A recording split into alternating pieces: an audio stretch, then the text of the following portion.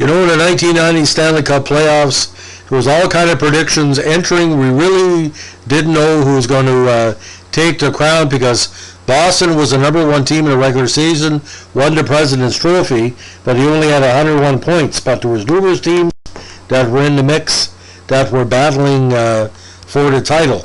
Now, the big factor for Boston, of course, was Cam Neely. Neely had 55 goals in the regular season, but once the postseason started, his effectiveness was kind of limited because of nagging injuries. Now, as it went about, the 16 teams qualified for the finals from the top 4 teams in the 4 divisions. They would play best of sevens within their own division. The conference champions played a best of 7 series for the Cup. Now, this was the last time the Detroit Red Wings missed the playoffs until 2017. They would make the playoffs for 25 consecutive years from 91 to 2016, excluding 2005 when the strike canceled the season. Now, since entering the NHL expansion team in '68, this was the first and only time to date that both the Flyers and Penguins missed the playoffs in the same season, and boys, did the ratings take a hit. Now, the playoffs concluded on May 24th with the Edmonton Oilers clinching it against the Boston Bruins in the final, with former Boston Bruin Bill Ranford being awarded the Conn Smythe Trophy as most valuable player. Now, the Adams Division champions, again, were Boston. Buffalo was second with 98 points. The defending Eastern Conference champion Montreal was third with 93, with Hartford at 85, the last playoff spot.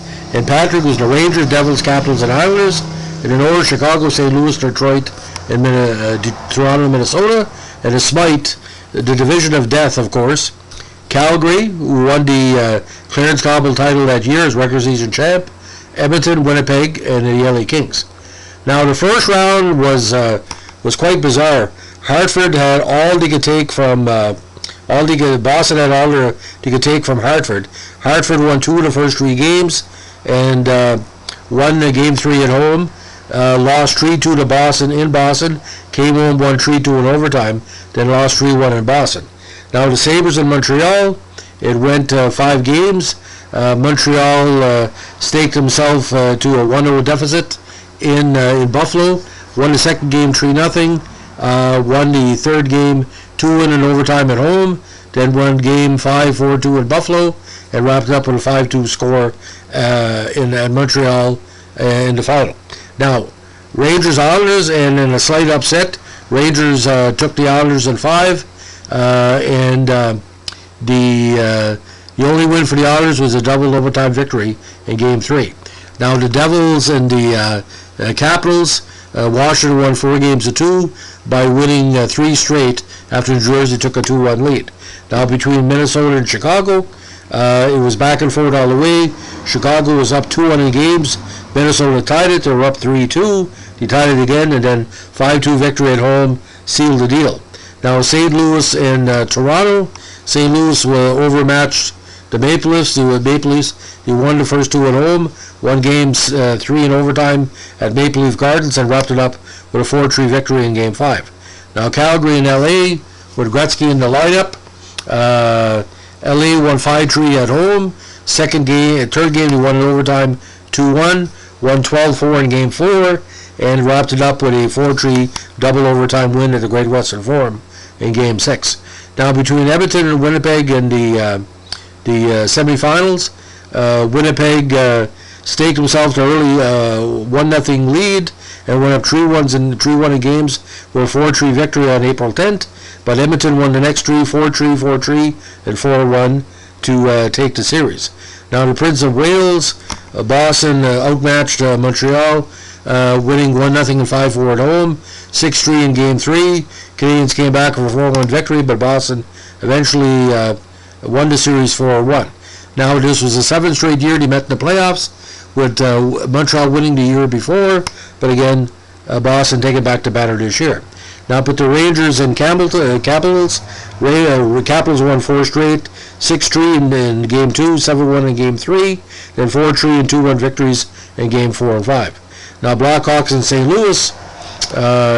Chicago had a hard time with the Blues. They won the opening game, then Chicago fell 2 games to 1.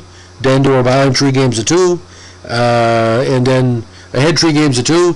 St. Louis tied it up, then Chicago won the series 8-2 at home, one of the biggest wins of the series. Now in the Gretzky battle, the Oilers won 7-0, 6-1, 5-4, and 6-5 in a very exciting series.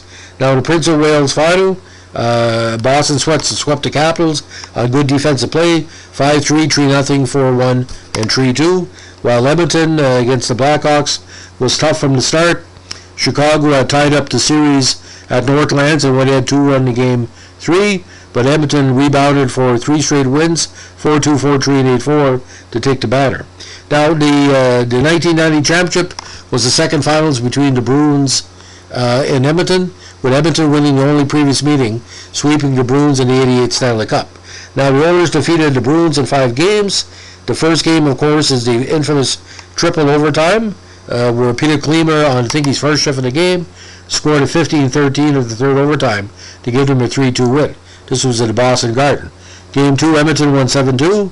Boston rebounded for a 2-1 win in Edmonton in Game 3, but then lost 5-1 and 4-1 to the much better Oilers, with Craig Simpson also having a good playoff for the Oilers as well. Now, the Game 1 broke the longest finals game ever, which was set in 1931 between Chicago and Montreal. Now, this game remains the longest in Stanley Cup Finals history. To date, edging both Brett Hull's Cup winner in '99 and Igor Larinov's game winner in 2002 by less than 30 seconds. Now, Craig Simpson had a Stanley Cup winning goal for Edmonton in the final. Now, in the playoffs, Simpson led all scorers with 31 points, including 16 goals. Messi had 31 points. Neely had a very strong playoff, 28 points in 21 games, including 12 goals. While Yuri, Curry, Asatikin, and Glenn Anderson all got into double figures for goals, with Curry get 25 points, Tikin 24, Anderson 22, and Denny Savard and Steve Larmer also had a big playoff with 22 points in 20 games. Now, Andy Moog led all goalies with a 2.221 average ahead of Patrick Roy's 2.43. Patrick won only 5 games, but was the better overall goalie in that playoff. Moog went 13-7, while Radford was the wins leader, 16-6, with a 2.53 average with 1 shutout. And of course, Peter Zadorkovich, despite losing in 7 games, had also had a strong playoff against Boston with a 3.21 average. And Michael Wheat, again, a slight comeback after the debacle a few years before against Hartford. He went 4-4 for Washington in the playoffs. So a very interesting postseason. When it was entering, there was really no number one favorite, because Chicago was strong, Boston was strong, Montreal, Edmonton, LA with Gretzky. The Blackhawks were always there. But if you can find a lot of the YouTubes, the series wasn't like into the 90s yet, but it was more of a continuation of the late 1980s.